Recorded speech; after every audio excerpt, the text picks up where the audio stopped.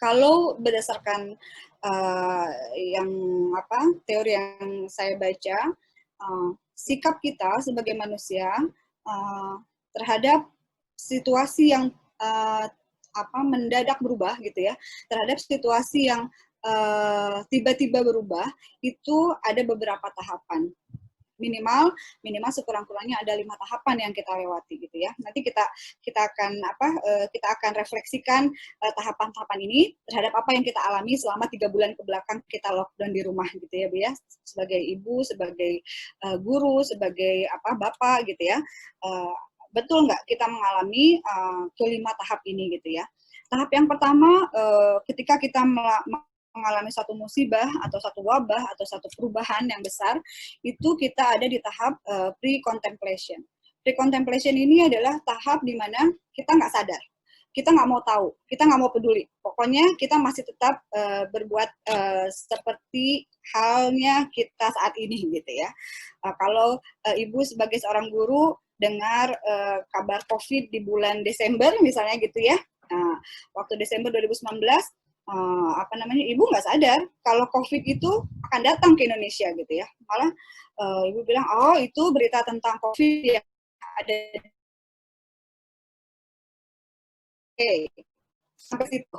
Itu kita belum menyadari bahwa COVID itu akan datang pada kita. Tapi kemudian karena gencarnya pemberitaan, karena semakin banyaknya korban gitu, kita dipaksa untuk menerima kenyataan bahwa ternyata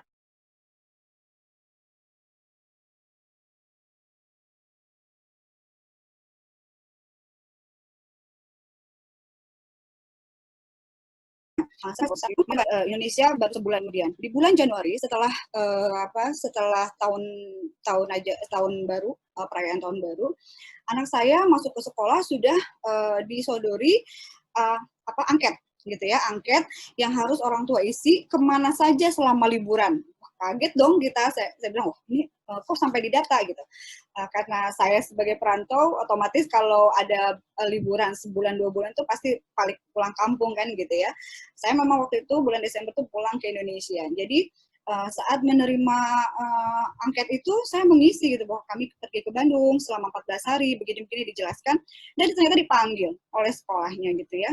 Itu di awal Januari itu dipanggil oleh sekolahnya yang menyatakan bahwa tolong berhati-hati, tinggal di rumah saja, kalau perlu anak nggak perlu sekolah katanya gitu ya selama 14 hari karena terkait dengan COVID.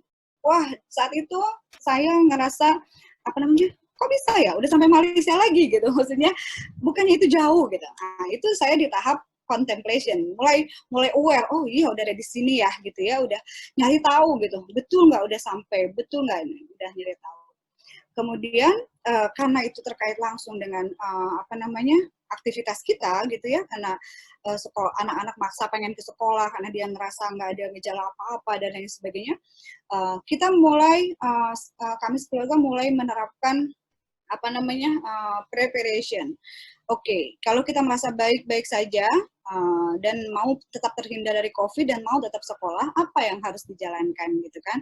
Oh, ternyata COVID itu bisa dicegah dengan masker. Akhirnya kita beli masker gitu ya, pasang masker kemana-mana, dan itu yang diterapkan di Malaysia. Malaysia belum lockdown waktu itu, tapi di beberapa sekolah sudah ada awareness gitu, udah menggembor-gemborkan tentang penggunaan masker, mendata orang-orang yang sudah keluar negeri dengan ketat dan lain sebagainya gitu ya. Saat itu belum lockdown. Nah, saya dan keluarga saat itu langsung mengambil tindakan. Oke, kalau begitu kita harus mempersiapkan gitu ya, mulai mengecek asuransi, andai kata kita dirawat di negeri orang, kayak gimana prosedurnya dan lain sebagainya, termasuk pergi sekolah selalu menggunakan masker dan mempersiapkan diri untuk melakukan tes swab, karena kita merasa bahwa kita baru pergi dari luar negeri gitu ya, luar Malaysia, kita baru dan kita dalam pantauan selama 14 hari itu gitu ya.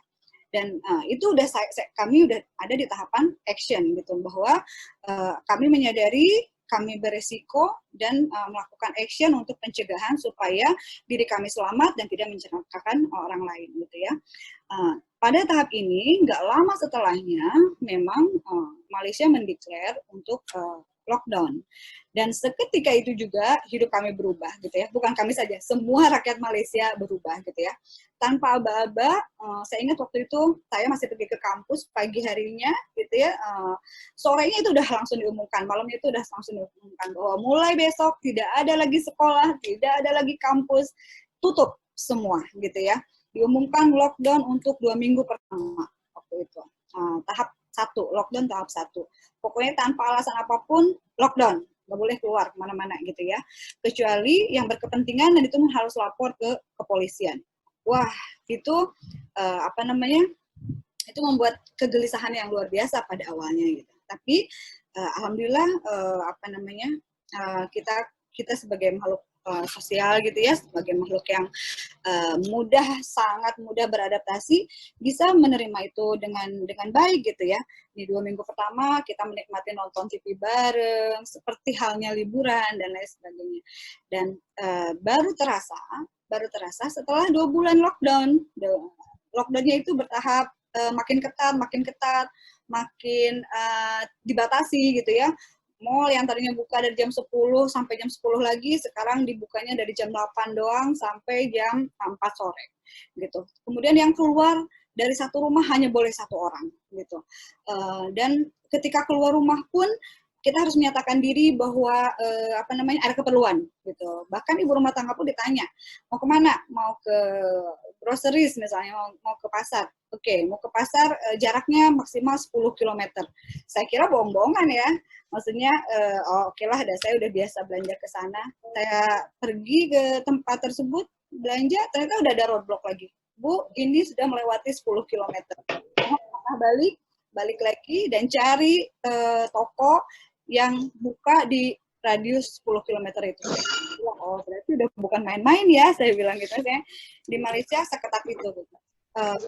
Lockdown-nya sudah betul-betul dikontrol, dikendalikan, sehingga kita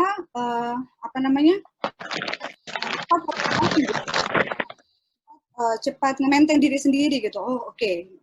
Aturannya ditetapkan, berarti kita harus bagaimana gitu. Saat itu saya mengambil keputusan, oke, kalau gitu tempat belanja harus dirubah, yang pergi belanja nggak lagi saya, karena pada saat itu maksudnya lebih selamat kalau yang pergi belanja itu laki-laki gitu ya, karena kan ada polisi, ditanya-tanya, ada tentara dan lain sebagainya.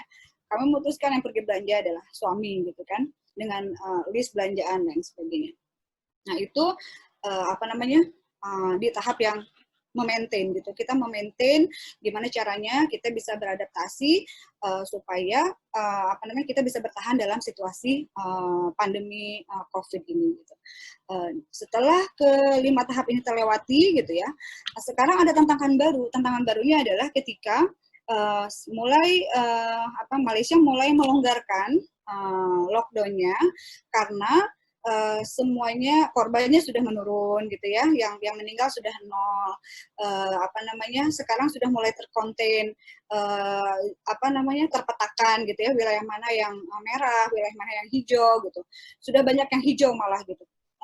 Ketika diumumkan bahwa wilayah saya sudah hijau gitu ya, malah ada kekhawatiran yang lebih mendalam dari saya ketika anak-anak akan disekolahkan lagi gitu. Sama seperti halnya di Indonesia sekarang gitu ya. Di Indonesia tuh sekarang sudah kencang sekali beredar bahwa insya Allah sekolah akan dibuka lagi, kan begitu ya Bu ya. Karena sudah terbiasa dengan kondisi COVID, saya sudah terbiasa dengan kondisi berjaga-jaga, action yang action yang menghindari diri dari COVID gitu ya, diam di rumah itu jadi ternikmati sebagai keadaan yang selamat gitu, keadaan yang sehat gitu, keadaan yang lebih baik daripada harus melepas anak ke luar rumah gitu kan. Ketika diumumkan akan sekolah lagi, wah saya jadi mikir, jangan-jangan gitu ya, anak saya terancam ketika di sekolah nanti gitu ya. Belum tentu penjagaannya sebaik seperti di rumah gitu. Bagaimana kalau kita sudah menjaga, mungkin tidak menjaga gitu ya. apa namanya, siswa lain tidak menjadi. Dalam satu kelas itu bisa ada 20-30 orang siswa, belum tentu semuanya seperti saya gitu. Itu yang ada di pikiran saya. Dan saya yakin apa namanya, pikiran saya ini juga mewakili pikiran ibu-ibu lainnya di Indonesia gitu yang akan apa namanya, mengembalikan anaknya ke sekolah sesaat lagi gitu ya. Jangan sampai apa namanya, kembali ke sekolah itu akan relapse, akan mengulang kembali keadaan anormal, nggak normal lagi, tanpa masker, lagi dan lain sebagainya. Jangan sampai pada kesempatan ini